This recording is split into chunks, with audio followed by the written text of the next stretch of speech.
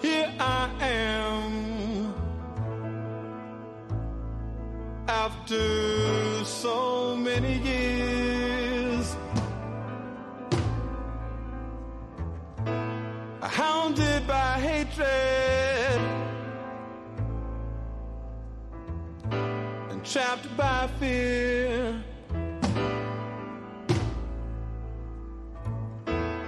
I'm in a box, I've got no place to go. If I follow my mind, I know I slaughter my own. Help me, I'm the prisoner. Won't you hear my plea? I need somebody, yeah, to listen to me. I beg you, brothers and sisters, I'm counting on you, yeah.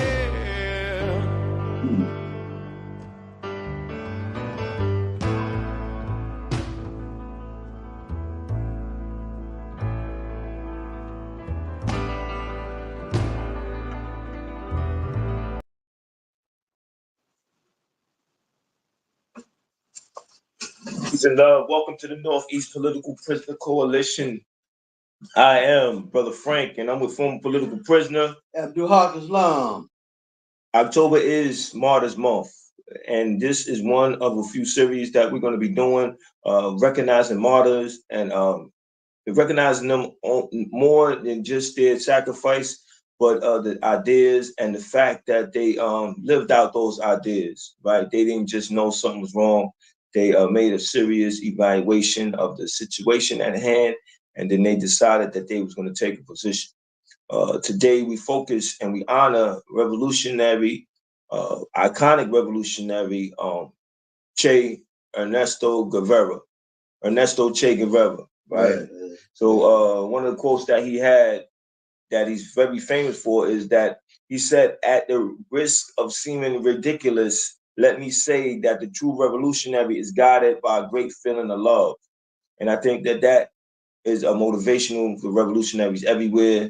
And when we talk about him and his contribution to making a more humane world, we have to really be grateful for what this comrade was willing to do.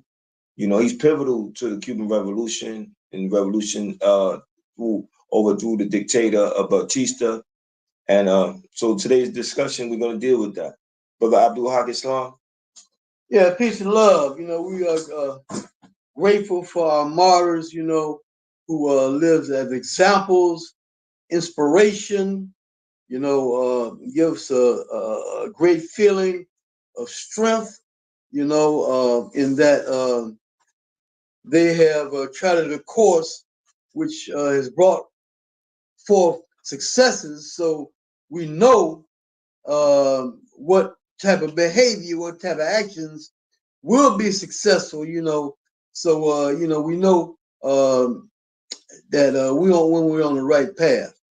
Brother Che Guevara, you know, talking about martyrs, and of course, one of the first ones come to our mind is Brother Che Guevara, Ernesto Che Guevara, a unique brother, being into medicine and guerrilla warfare at the same time. One who had not studied his history might find this confusing, but it ain't confusing because being into medicine, he had compassion for people, to heal people. He had a heart, he had a love for the people, and in seeing the results of invasions by capitalists, for example, in Guatemala, to see the results of the devastation and the disaster wreaked upon the people in Guatemala, he acquired a great feeling of distaste and anti-Americanism, informed by his Marxist-Leninist ideology. He was a brother of great will, a brother who believed that human beings can do anything, and he put this to work. You understand? Putting in the work, as we call it in the hood, putting in work on the battlefield as a guerrilla leader, an expert in guerrilla warfare. In fact, years ago, I read his book on guerrilla warfare, and he was an expert in this. He was fundamental in the liberation of Cuba. Yes. He and the Castro brothers led Cuba for a while. He was Ministry of Industry, and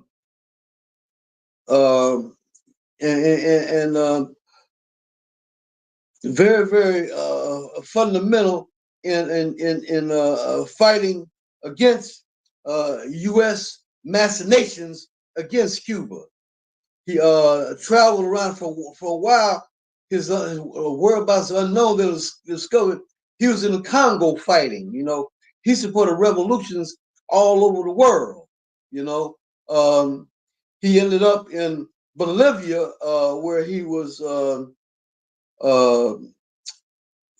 where he was on his own, with no backup, and captured by the Bolivian army, and killed. And like I said, of all revolutionaries, he is one that revolutionaries, uphold. He's an icon. His picture, his very famous picture. In fact, I think that I look like Che Guevara. Right? Yes, brother. Okay. His pictures on caps and T-shirts. His words, his exploits. Are very, very well known among the revolutionaries, and this gives us, great confidence that by learning the lessons given by brothers like Brother Shea, without a doubt, we're going to win another. Talking about October 18th was John Brown's raid on Harper's Ferry. Yes, but one of the things that that I think that John Brown and Che Guevara embody is that they were willing to put their life to strike a blow at the powers that be. Right. So John Brown was doing it at that and during his time, and Che Guevara was doing it at his time, because it's very important to understand that level of compassion, that level of commitment that Che was willing to put his life on the line to stroke a blow at imperialism, because he understood how dangerous it is then and it is now, right? So we have to ask ourselves the question: how deep is our love? How deep is our love for the people? Che understood that was motivational for him, and that's what he needed to do his work. Political prisoners are just the same, right? They're currently in prison because of their love, deep love for the people. When they come home, we got to organize to take care of them. There's a committee doing that around former political prisoner Sundiata Acoli. There was a committee doing that for former political prisoner Sekou Odinga. And when we talk about Che and we talk about that love, when we talk about that commitment, we have to evaluate that psyche of a martyr, that psyche of a political prisoner, who know at any given time that things could turn out against them in terms of their fate, their destiny, but they yet and still they have this feeling this serious distaste for injustice, and they are not happy with just having conversations about what needed to be done. They want to take it further. They want to take organized action, right? Conversations can take you but so far. Actions could take you a whole lot further. But obviously, you have to think about what you're doing. You have to know what you're doing. You don't want to waste resources, and you don't want to, have people killed. If you could prevent it, or even incarcerated if you can prevent it. But our enemy, our oppressor, is strong, is wise, has been around for some time, and so they are equipped to deal with us in the manner in which they choose to at certain times. But yet and still, we have to ask ourselves, how are things going to change? Are things going to change because our oppressor is compassion, or things are going to change because our oppressor has no choice to surrender, right? To give us the power. Matter of fact, they're not giving us no power. We're taking the power, and we're taking it because we understand the essence of power. Che understood that. He understood the power of the common people. He understood the power of the working class. He understood the importance of fighting for a society in which the working class is empowered. And you have to do that by studying, right? Che was serious about studying. He was serious about writing what he knew from his experience, from his evaluation, and he put things to practice. He put those ideas to practice. And the political prisoner is just the same, right? You have a number of books being written by Mumia Abu-Jamal. He is giving you a historical analysis of concrete conditions, and he's letting you know how people need to respond. Che was the same way. He wrote books, as the brother Abdul Haq Islam said. He wrote a book on guerrilla warfare. I own that book, but I'm not quite sure if I finished reading it. But I know I did touch it at some point in terms of going through a chapter or two. I can tell from the writings that it was genuine, it was authentic, and it came from a place that was very sacred, right? It was deep, and he wanted others who were able to read the material to utilize that and to play their position regarding their relationship to their oppressor, right, and to being liberated. So in 2024, when we deal with these election years, we got to deal with, we got to struggle for ideas, right? These candidates, they say a whole bunch of things and throw us off course, but we know what's best for us, and we got to organize around that. And studying history, studying the Cuban Revolution, studying those who partook in the revolution, those who were foot soldiers and those who supported the foot soldiers.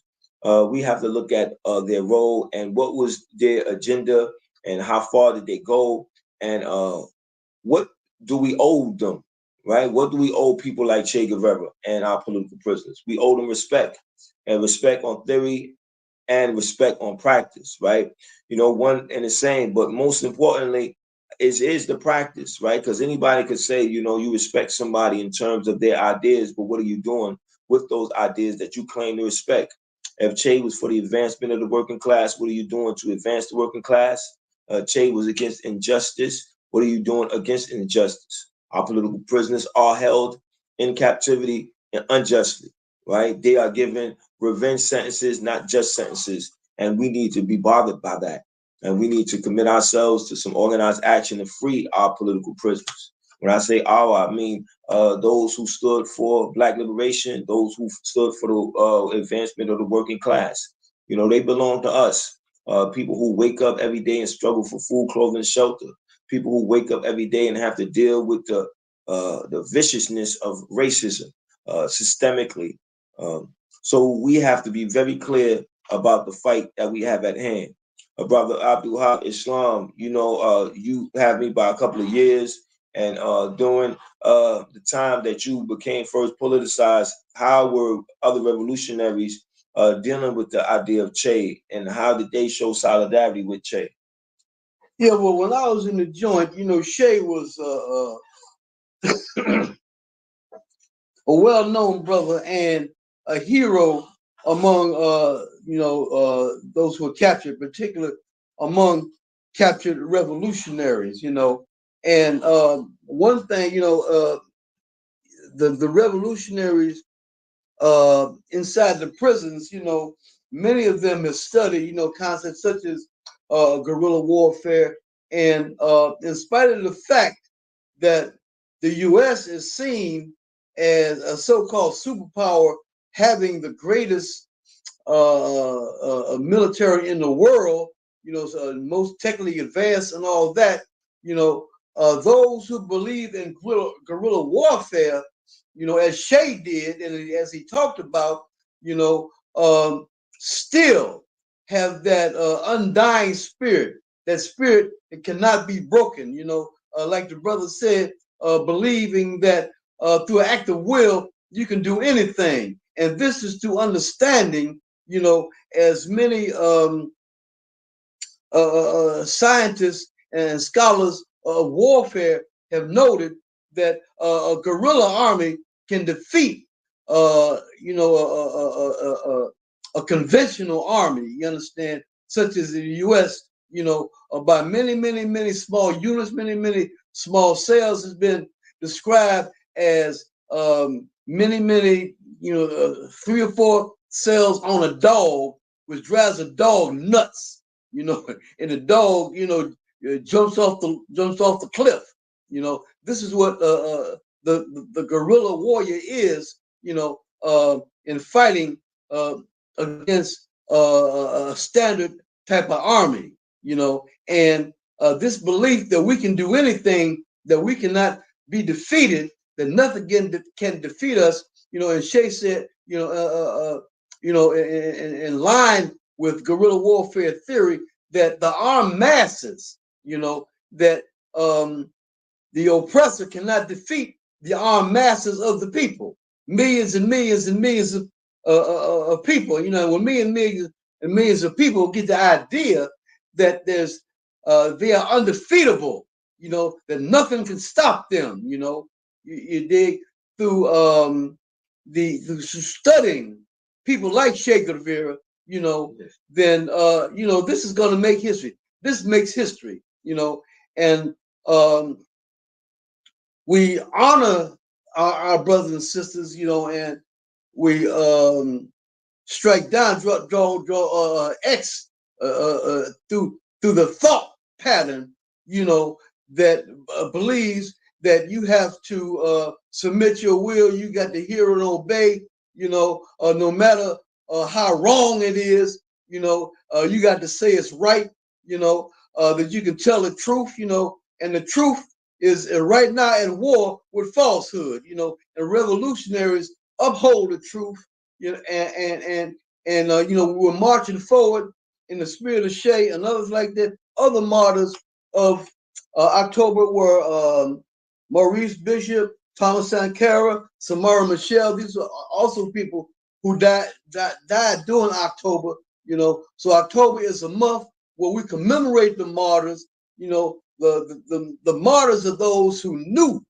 that what they was doing could cost them imprisonment, could cost them their lives, but in spite of that, and in believing in the ultimate victory, you understand, of the revolutionized masses, that we're going to win. It kept them fighting and fighting and fighting and giving their all to the struggle, So this allows us to be all we can be as human beings, and not being chained and shackled by false ideas, by imprisoning our humanity, in fear, and stinking cowardice. We stand up, and without a doubt, the mass is going to win, and we salute brother like Brother Shay. We say right on. Yes, so last year I had the privilege and honor of going to Cuba, and I seen things for myself. I went to a number of places, and I seen Che's face in a number of places, and I felt a sense of pride, a sense of accomplishment in terms of my political development, to actually go to a place that has an impact on advancing the working class. I think that we owe a lot of respect to the sacrifices that were made to by people like Che and Fidel and common people who lived throughout Cuba. And talking about Cuba, we have to, show more respect and more solidarity. They've been dealing with a power shortage. Let's do what we need to do to support them. Caused by the embargo. Absolutely. Caused by the embargo. Yeah. Embargo that's been... The news don't tell you that. Ongoing for over 60 years now. Withholding energy. So if you do your due diligence and find out who's dealing with these situations with advocating for the embargo to come to an end, there are a number of organizations that are involved in that. Support those organizations that are bringing necessary goods to Cuba, because they are in support of the Cuban people. We have to think about what it means to show solidarity and show respect, right? Sympathy and having conversations about injustice is one thing, but actually committing yourself to doing something, taking organized action is another, right? That is the seriousness of how you deal with an injustice, that you're actually being somewhere and doing something.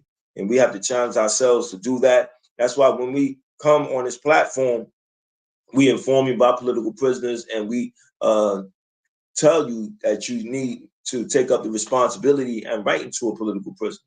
So the same applies to the situation in Cuba. Support those doing the work. See what you can do, see what you can offer, see what you can donate. Donate $1, $1 goes far.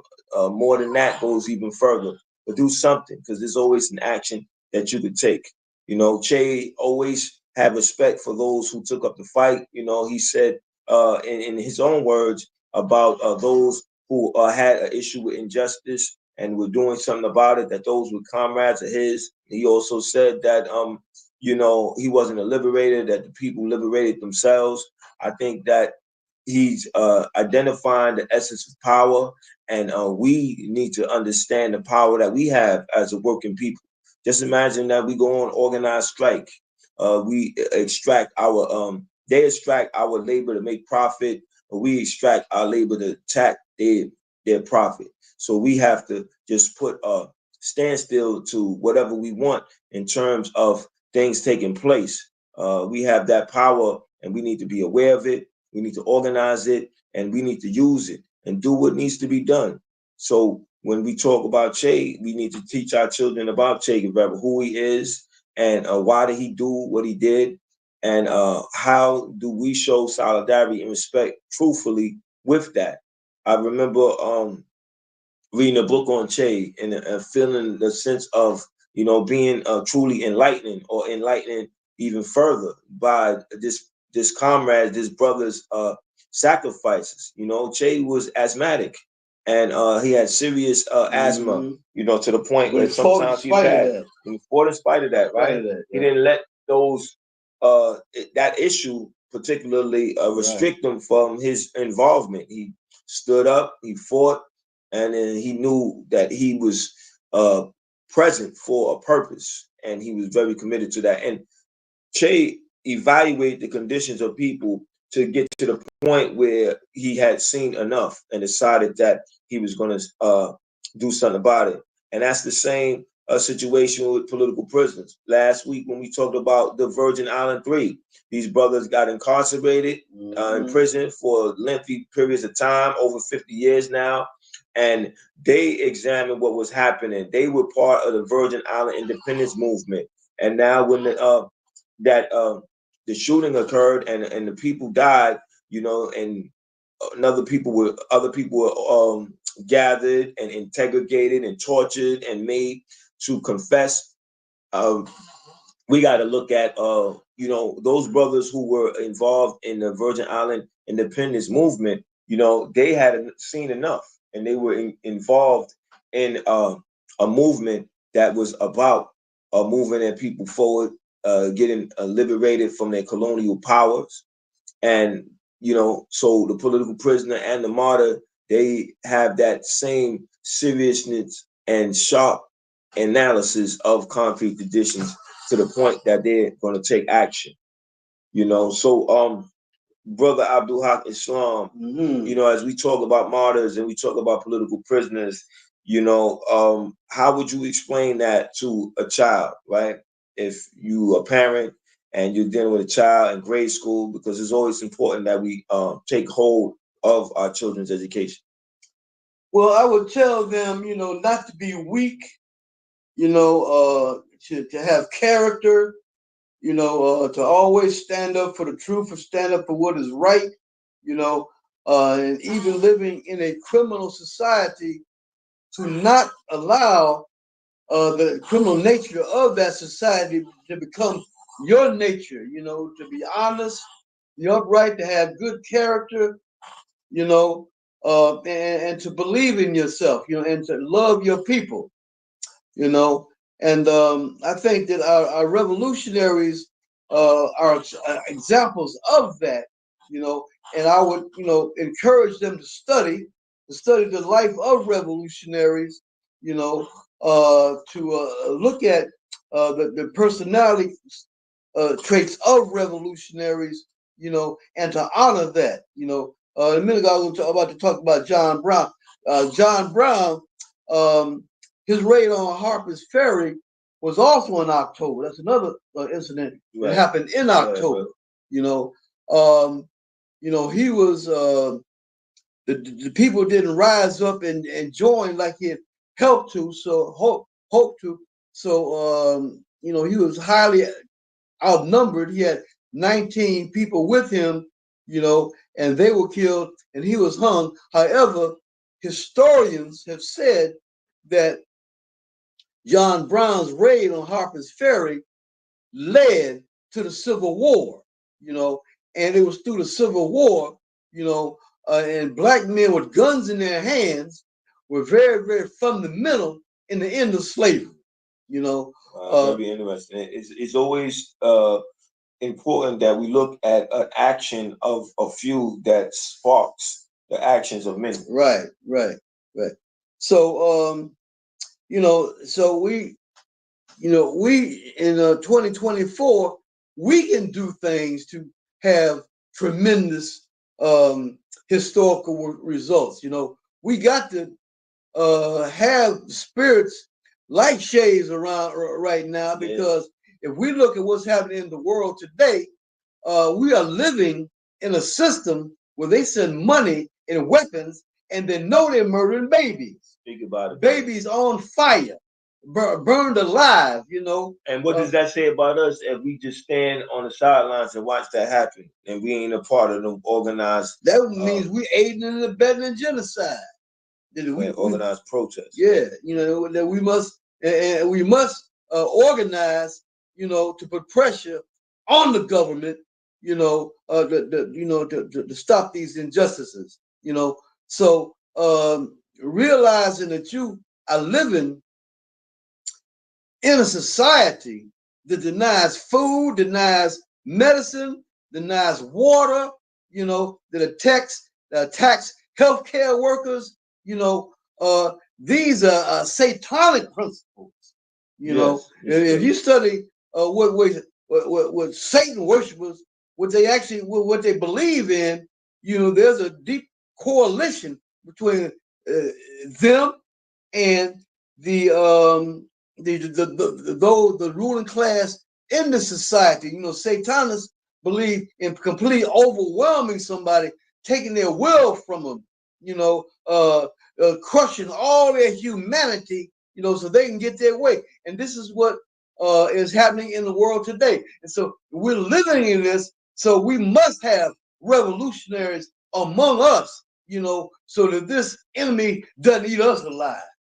Absolutely. You know, the revolutionary keeps us protected, right? Making sure that we are aware of our power, and they do it because they set an example of what they want us to be and follow. Right, Che, he's out there doing what he's doing and making things happen, and he wants those who truly support him to follow suit, to let them know that, listen, I'm not going to tell you something that I'm not willing to do. I'm willing to do it, to let you know this is how it should be done. And, you know, my idea is that you're going to follow me if you're just as serious and you want the same results. You want a better situation because he understood the viciousness of the imperialists, the viciousness of capitalism, how it puts a profit over people and it doesn't stop nowhere, right? It's everywhere and everything, everywhere is the same formula, right? So you're either going to fight it or you're going to suffer from it being in existence.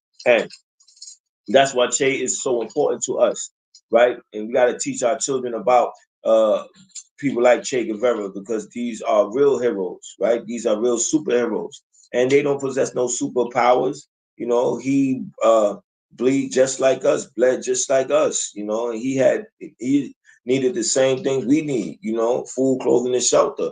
So we got to look at him as being just who we are, right? So that we know that to do certain things, you don't have to possess a certain physical stature. You just have to be willing to do it. You have to have that iron will, that that willpower that says, I'm not going to stop until the objective is met. And that was the beauty of Che Guevara. And in 2024, we can still talk about Che Guevara because what he did and his solidarity with people anywhere who were going through a situation that was very unfortunate to them. He decided that he's going to show some support in which way he could. So that's honorable, that's respectable. So we have to continue to raise people's awareness about people like Che Guevara. So that is what the month of October is the Martyrs month is about recognizing martyrs and making a personal assessment about what does knowing about a martyr do for you in terms of what you are committed to and committing to that because it's the correct thing to be committed to. So this episode is coming to a close. So I just needed to say what needed to be said because it's very important as we deal with these election years that we stay focused on what we need to be fighting for. We need to stay focused on protecting our rights as working class people, of making sure that we are struggling for our own self-determination. So, Brother Abdul Haq Islam, your closing words? No, I just say be strong, to learn to educate yourself, to study hard, and to be aware of the reality of the world. If you look in the movies and some of these fancy newspapers and whatnot, they'll have you believing in a world of make believe, but the real world is what's going on. And just what Shea witnessed when the CIA led U.S. forces, what they did in Guatemala, the genocides is happening now. This is the real world, so we got to be real, we can't live in a world of fantasy, a world of make believe. Thinking that you can love your enemy and, then develop a taste for your enemy's behind, and thinking that's the path, to getting some stuff done, No, we revolutionaries, and revolution is the way.